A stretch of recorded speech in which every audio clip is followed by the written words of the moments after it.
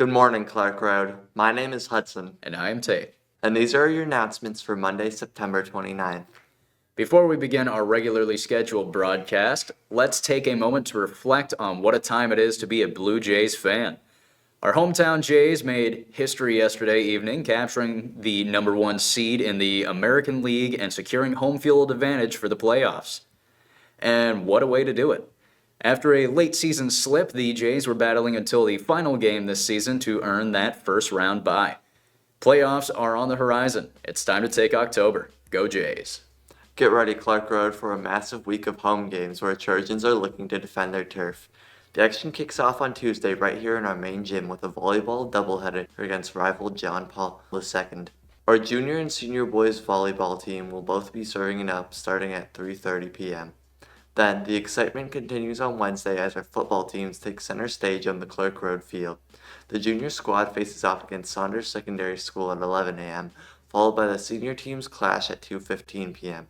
This is a prime opportunity to pack the stands and show your school spirit.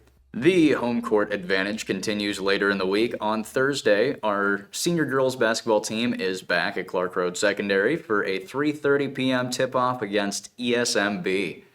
And they're followed by the junior girls basketball team who host London Christian High at 5. It's a full slate of can't-miss events, so make sure you're in the stands to cheer loud and proud for your Clark Road Trojans as they compete for victory.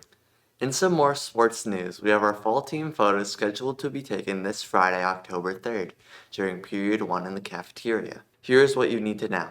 All players must arrive in their team jerseys. Beyond that, here's the order that teams will be called down in. The cross-country team is asked to arrive at 8:20 for their photo at 8:25. Golf follows with an arrival at 8:25 for an 8:30 picture. For our basketball teams, the senior girls should arrive at 8:30 for an 8:35 photo, and the junior girls should arrive at 8:35 for their picture at 8:40. Moving to volleyball, the junior boys are to arrive at 8:40 for an 8:45 photo, while the senior boys, please note this is for the away team, should arrive at 8:45 for their 8:50 picture slot. Finally, for football, the junior team arrives at 8:50 for an 8:55 photo, and the senior football team wraps up the morning, arriving at 8:55 for their picture at 9 a.m. Let's make sure we're all looking sharp.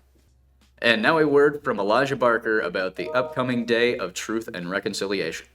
With this upcoming Tuesday being the National Day for Truth and Reconciliation, we here at TNN wanted to take a minute to reflect on the day's importance and why it exists. Residential schools operated across Canada in the beginning of 1870s, with the last school officially closing in 1996.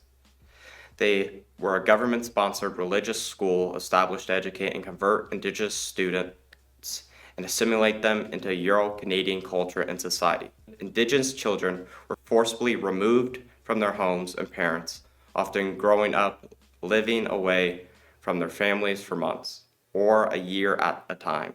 Students were often abused, mistreated, and in most cases were forbidden to speak their first language, and due to this, they lost their sense of identity, their language, and their connection to their cultural practices and teachings. The impacts of residential school systems are still seen today through intergenerational trauma. Tuesday, September 30th is the National Day for Truth and Reconciliation, also referred to Orange Shirt Day.